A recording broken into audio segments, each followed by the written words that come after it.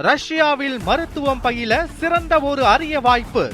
வெளிநாடுகளில் மருத்துவம் பயில சிறந்த முறையில் உதவுகிறது ஏஜே ட்ரஸ்ட் கல்வி குழுமம்.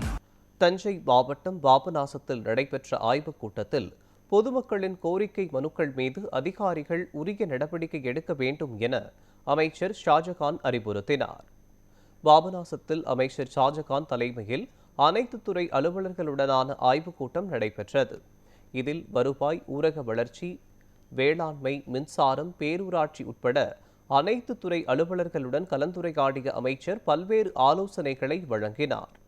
பொதுமக்களிடம் இருந்து வருகின்ற கோரிக்கை மனுக்கள் மீது உடனடியாக நடவடிக்கை மேற்கொள்ள வேண்டும் என்றும் அலுவலர்களுக்கு அமைச்சர் அறிவுறுத்தினார்.